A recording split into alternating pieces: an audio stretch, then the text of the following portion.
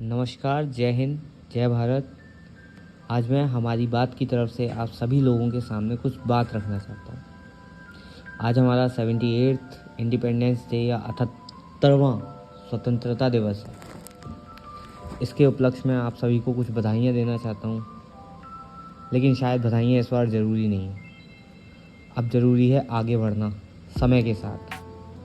हमारे देश में रेप केस को एक हंसी, एक मजाक बना रखा है। आप रेप केस करिए, आप पुलिस बैरक में जाके सो जाइए। आप रेप केस करिए, आप घर पे जाकर शांति से सो जाइए। तो आप कुछ भी कर सकते हैं। इस देश की डेमोक्रेसी आपको बिल्कुल फ्री करती है। अभी हमारे सामने एक नया रेप केस निकल के आता है कोलकाता पुलिस के अंडर से। ये रेप केस कोलकाता में हुआ है और बहुत ही आसानी से करने के बाद वो आदमी जाकर पुलिस बैरक में जाकर सो गया।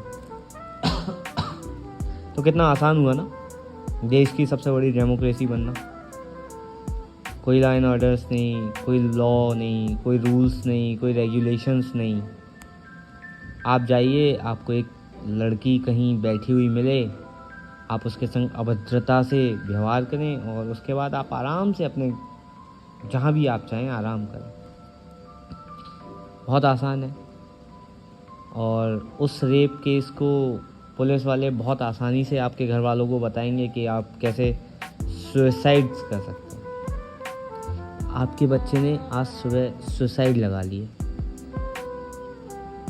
बहुत ही गंदा व्यवहार किया गया उस बहन के संग। हमारी एक डॉक्टर बहन है कोलकाता में, उसके साथ जो हुआ वो शायद भगवान ना करे किसी के साथ भी हो।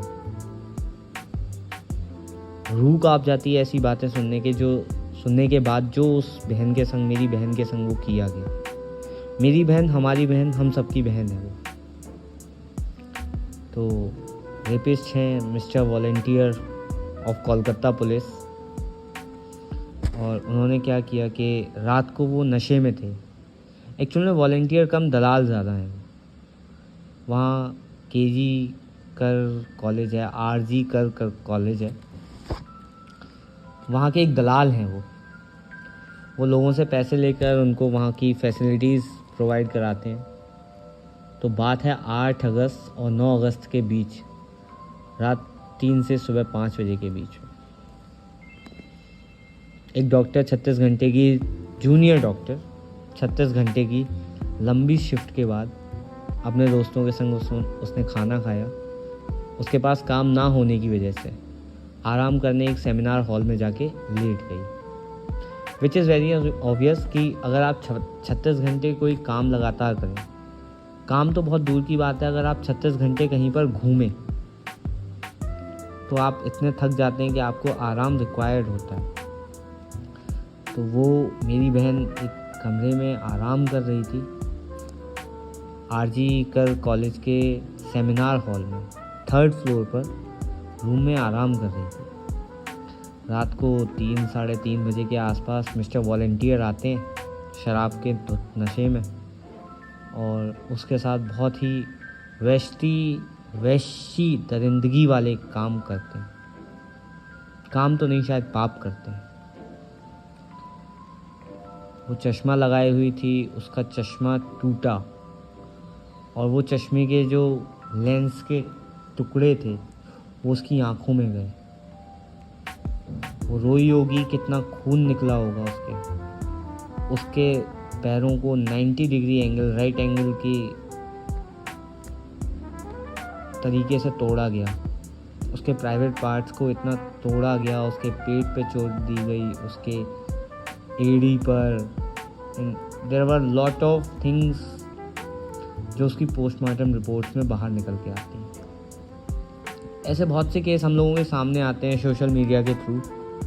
ये भी आएगा, उठेगा, कुछ दिन बहुत भारी तरीके से सब लोगों के बीच में रहेगा कि हाँ हुआ था ऐसा एक केस, फिर वो हुआ था पे हो जाएगा और 6 महीने बाद फिर एक ऐसा केस निकल के आएगा, फिर हम सब लोग उठ के आएंगे, फिर से कैंडल मार्च होगा, फिर से सब कुछ होगा, फिर ये सारा केस जो है लॉ एंड ऑर्डर के पास जाएगा एंड उसके बाद तो ख़त्म, हम सब शांत।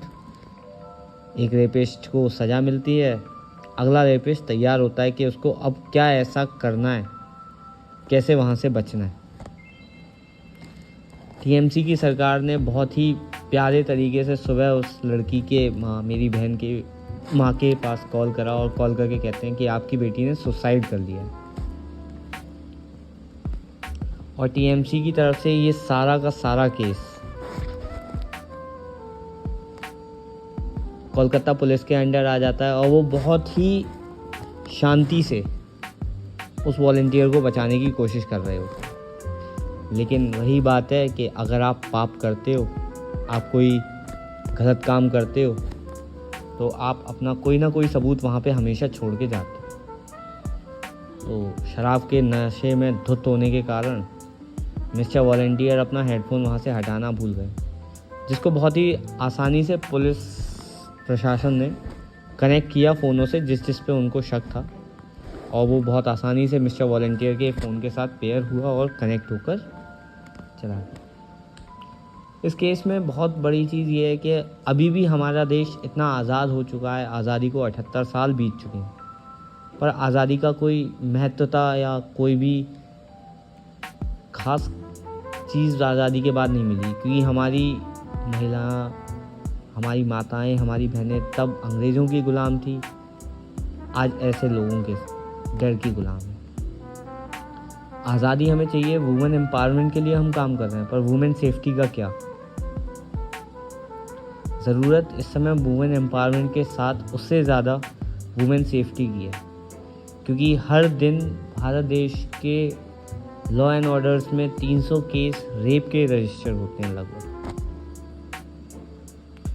ये मर्डर केसेस से भी ज़्यादा।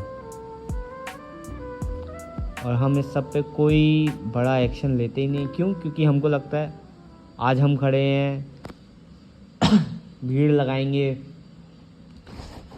लॉ एंड ऑर्डर काम करेगा, सीबीआई पे केस आएगा, केस आने के बाद उसको सज़ा होगी, हम सबको शांति मिलेगी क्योंकि हमने एक जने को न्याय दिलवाया।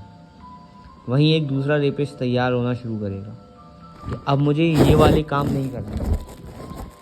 एक रेप केस है, निर्भया रेप केस, उसमें जो रेपिस्ट है मिस्टर, वो अपने घर जाके बहुत ही आराम से सो गए। एक ये केस है जिसमें पुलिस बैरक में जाके सो गए। आप मतलब दरिंदगी का लेवल देखिए कि आप इतने ज़्यादा पावर में हैं कि आपने कितना गलत काम किया है, उसके बाद आपको कोई खौफ ही नहीं है, आपकी अक्कड़ कमी नहीं हुई, आप पुलिस बैरक में जाके आराम कर रहे हैं, सो रहे हैं। इतनी आज़ादी चाहिए हमको? क्या आज़ादी इसीलिए चाहिए थी हमको? आज़ादी तो इसलिए चाहिए थी ना कि हम आज़ाद रहेंगे, अपने मन की चीज़ करेंगे। तो वो आज़ादी का हक क्या सिर्फ मर्दों को है?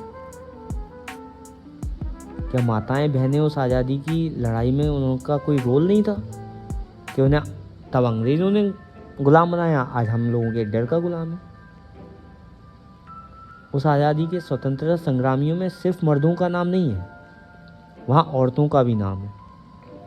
हमारी बहुत प्रिय सरोजनी नायडू जी, एनी बेसेंट जी, रानी लक्ष्मीबाई, जिनकी कहानियाँ तो हम खूब सुनते हैं, खूब लड़ी मर्दानी वो तो झांसी वाली रानी थी। ये भी बहुत लड़ी थी 8 अगस्त की रात को। रूह काँप जाती है वो जो किस्सा हो रहा था उसको सिर्फ सोच कर भी, कि कितना दर्द हुआ होगा उस बहन को हमारी। ये है हमारा लॉ एंड ऑर्डर। तो क्या कर सकते हैं हम लोग? हाँ कर सकते हैं ना, बहुत बड़ी चीज़ कर सकते हैं। खड़े हो सकते हैं, कैंडल मार्च लगा सकते हैं, पर इससे ज़्यादा शायद हम कुछ नहीं कर सकते।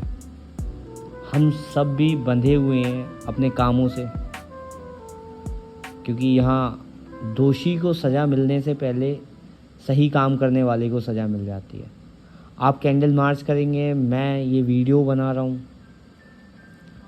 या हम सब लोग जो मेरी बहन के संग, हमारी बहन के संग खड़े हुए हैं, हम सब पे बहुत जल्दी कानून चल जाएगा कि इन्होंने ऐसी वीडियो बना ली, ये वायलेंस फैला रहे हैं, ये देश को वायलेंस की तरफ ले जा रहे हैं, हमारा देश शांति प्रिय है। ये सारी चीज़ें ज़रूरी हैं ज़िंदगी जीने के लिए, पर हमारी बहनों की सेफ्टी, हमारी माँ की सेफ्टी, हमारी बेटियों की सेफ्टी, क्या ये कोई महत्व नहीं रखती है? आज ज़रूरत है हमें वुमेन एम्पावरमेंट के साथ साथ वुमेन सेफ्टी की तरफ कदम बढ़ाने की, क्योंकि जब तक वुमेन सेफ्टी नहीं होगी तब तक वुमेन एम्पावरमेंट का कोई फ़ायदा नहीं है। तो मेरी दरख्वास्त है आप सबसे कि हमारी बात को सरकार तक पहुंचाएं और वुमेन सेफ्टी के लिए एक लॉ बनाएं। बहुत से लॉ बने हुए हैं, उसको बिल्कुल ट्रांसपेरेंट रखें, वो कट टू कट उसका हिसाब होना चाहिए। किसी ने कोई गलत काम किया तो उसके अंदर खौफ होना चाहिए कि मैं ऐसा काम कर दूंगा अगर गलती से भी तो मेरी ज़िंदगी खराब है। क्योंकि फांसी पे देना बहुत आसानी है, जब तक लोगों को फांसी दी जाएगी लोग ये काम करते रहेंगे। उनको मौत का खौफ होता ना तो शायद वो ऐसा नहीं करते। तो हमें उनकी सज़ा का तरीका बदलना चाहिए, फांसी से बढ़कर भी कुछ होना चाहिए। माफ़ करिएगा अगर मैं कुछ ज़्यादा बोल जाऊँ। उस बहन के लिए मुझे न्याय चाहिए, हम सबको न्याय चाहिए, और वुमेन एम्पावरमेंट के साथ वुमेन सेफ्टी का एक लॉ भी होना चाहिए। धन्यवाद हमारी बात सुनने के लिए। फिर मिलेंगे और भगवान से दुआ करूँगा फिर ना मिले, ऐसा भी कोई भी केस हमारे देश में ना हो। पर पता नहीं हमारे देश में ऐसा कब होगा कि ये सारी बातें होना बंद हो जाए। We are the best democracy of the world. Happy independence day. शायद हम इंडिपेंडेंट नहीं हैं। धन्यवाद।